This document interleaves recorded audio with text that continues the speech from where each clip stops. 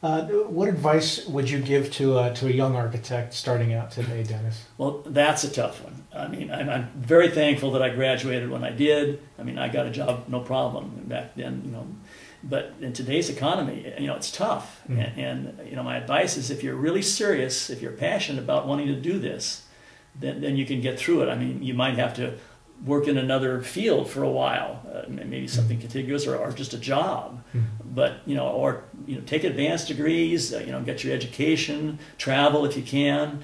You know, hang in there, and even offer to work as an intern, maybe in the summer or whenever. You know, very low or free, just to get something in your resume. I mean, it's sad. I get 2 or 3 calls a week from people that, you know, have a wonderful, you know, master's and all that stuff, but they had no experience, you know, or very little, and it's tough. You know, I if they're passionate about it, they'll stay with it. If not, well, was it 25% of the architects now are unemployed that were 3 years ago? So that's right. It's tough. So, but if you care about it, stay with it. You know, it's bound to get better eventually. All right. Let's talk about preservation for a couple minutes. What can people like me? I'm a resident of Pasadena. What can I do to help preservation efforts and preserve great architecture? Well, in Pasadena, there's several cities in this general area that are very good with preservation.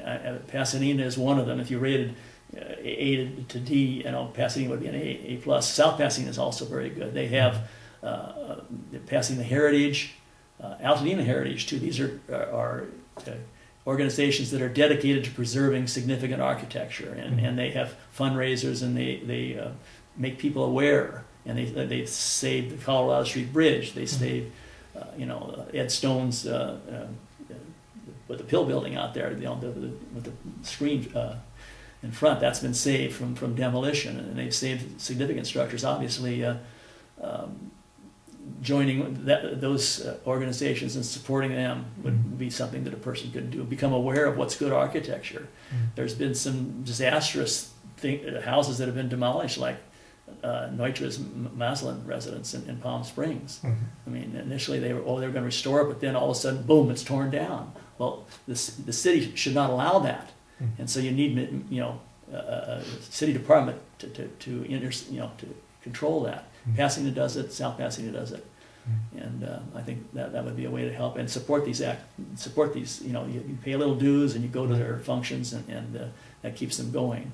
And they're out there. They have newsletters, and they make you aware. And actually, they have tours. They have their spring house tour and so on. And we've been on a bunch of them. I mean, Altadena Heritage. I was actually a docent for the Case Study 20 house. I talked till I was hoarse. I didn't realize what I was getting into, but I loved it. and the Pasadena Heritage, 2005, and 2008, and then just this past March, in 2010, right. That's right. We had an all BSNH tour, and so I helped the organizers, you know, get that together, talk to the clients, got it squared away, and so we're trying to encourage that too. Yeah, that last modern tour was an absolute blast, and I was a docent as well. I'm glad I didn't have to follow you. Yeah, 8 hours instead of 4. I was crazy. There would have been any fun to. Yeah. Oh yeah. I'll be talking about mid-century modern architecture now. No, I don't think so. But I noticed with LA Conservancy, they seem to be a very, very strong lobbying force. Yes. And they can't save everything, but they're certainly doing their share of the heavy lifting. Yeah, LA Conservancy is a good one, and LA has some controls now. And it's not wide open like it had been in the past. So they're working towards that. So that's a good thing. Okay, let's go into this is just a very standard sort of run-of-the-mill question. If you weren't an architect, what other things might you have done? Well, of course, my dad was a structural engineer, but as I said, I wasn't that great in maths, and I really liked the construction end of it. So I probably would have been a general contractor. Of course, I might be out of work now too, but anyway, general contractor, I'd say. Boy. And that's closely related to being an architect. Yeah, huh? right. Boy. And you've been married for a long, long time. Yeah, 47 years. Wow. And do you have children? I have 2 daughters. No grandchildren yet, but we'll see. But you're hopeful. Well, I'm always hopeful.